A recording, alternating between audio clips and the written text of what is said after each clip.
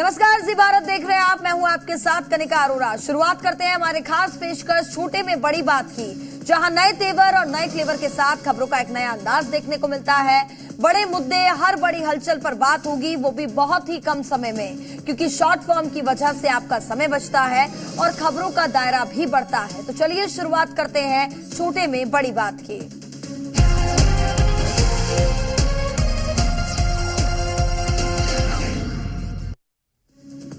उत्तर प्रदेश में अपराधी शायद सोचते हैं कि वो अपराध करेंगे और बचकर निकल जाएंगे, लेकिन योगी फोर्स काल बनकर अपराधियों पर मंडरा रही है।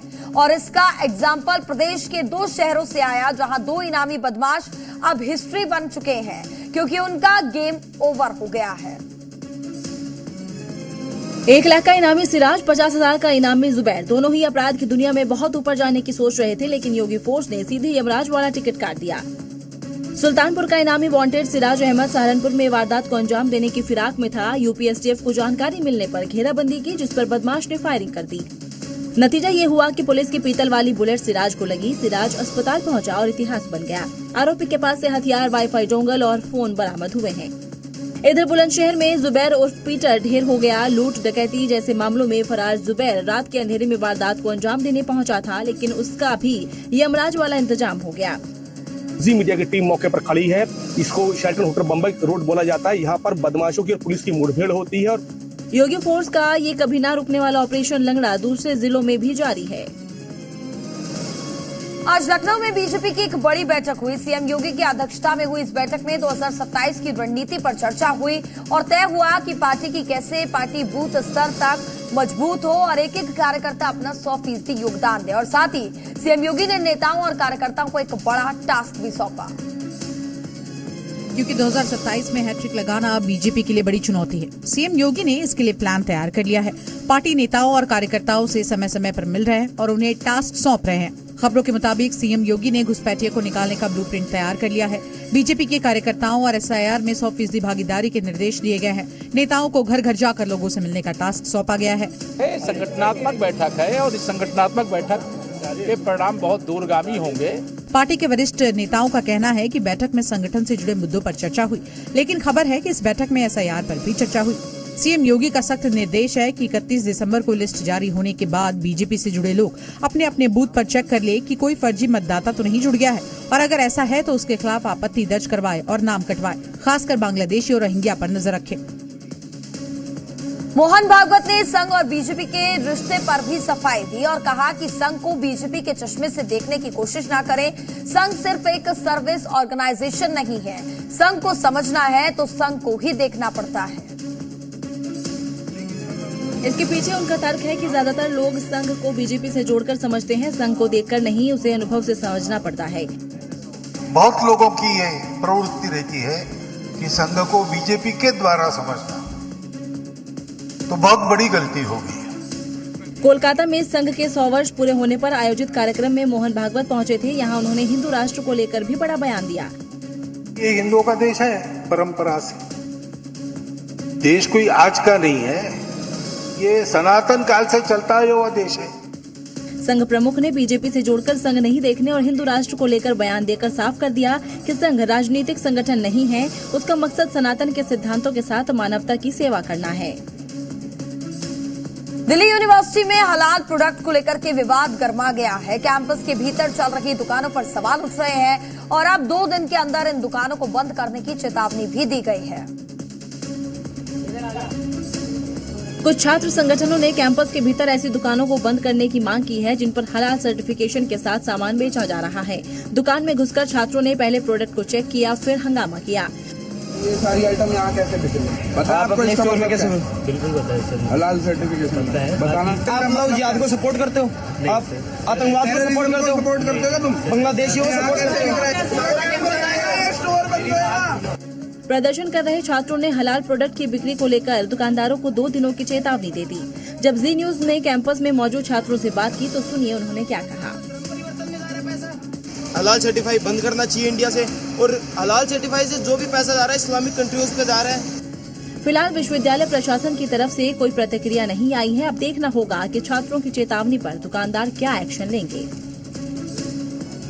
यूपी में केमिकल मिले चने को लेकर सीएम योगी आदित्यनाथ सख्त है। गोरखपुर, कानपुर, हापुड़ में केमिकल चना मिलने के बाद पूरे प्रदेश में चेकिंग अभियान जोरों पर है।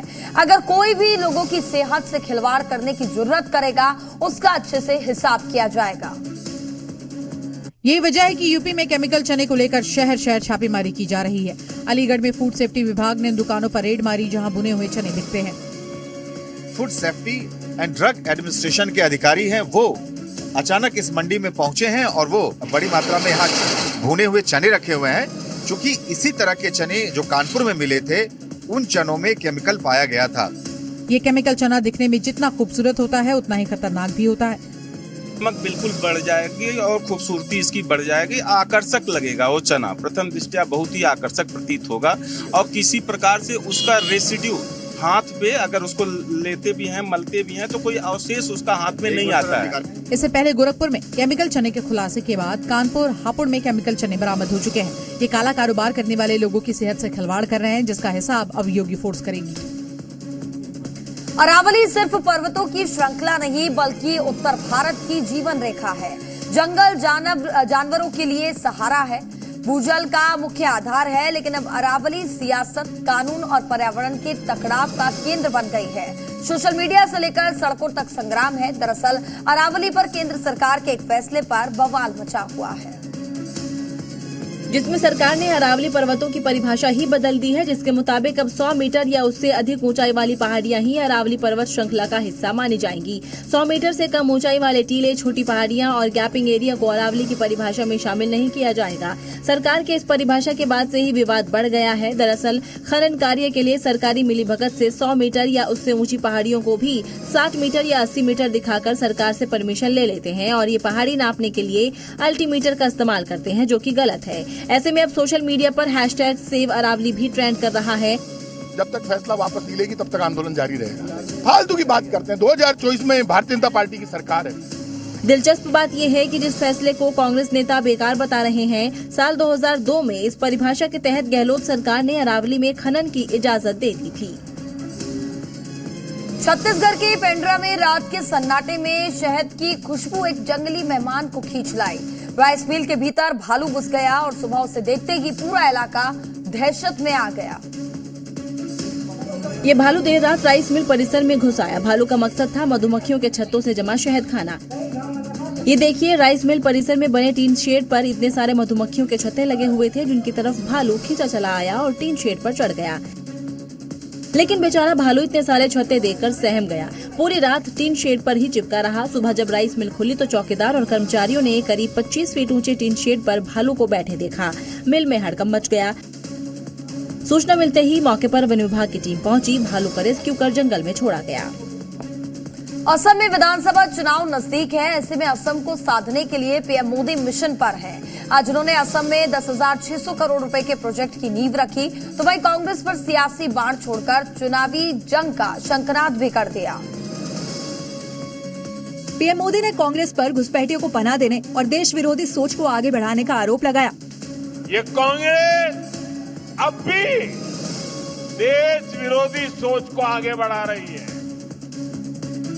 ये लोग असम के जंगल, जमीन पर उन बांग्लादेशी घुसपैठियों को बसाना चाहते हैं, जिनसे उनको वोट बैंक मजबूत होता है। कांग्रेस पर सियासी प्रहार से पहले पीएम मोदी ने असम को विकास की सौगात दी। असम के दिब्रूगढ़ जिले में 10,601 करोड़ रुपए की लागत से बनने वाले आधुनिक फर्टिलाइजर प्लांट की नींव रखी। इस प्लांट की यूरिया उत्पादन क्षमता 12.7 लाख मीट्रिक टन होगी। संचालन 2030 में शुरू होने की उम्मीद है। उत्तर प्रदेश के कन्नौज में पूर्व सपा नेता और रेप के आरोपी नवाब सिंह की योगी फोर्स ने डुगडुगी बजा दी। योगी फोर्स का एक्शन बता रहा है कि कार्रवाई ऐसी होती है कि 7 पीढ़ियों तक उसकी गूंज सुनाई देगी, और ऐसा ही उन्नाव में भी देखने को मिल रहा है। आगे आगे ढोल लिए 2 ढोलकिये चल रहे हैं, पीछे पीछे भारी पुलिस बल, हाथों में स्पीकर और माइक।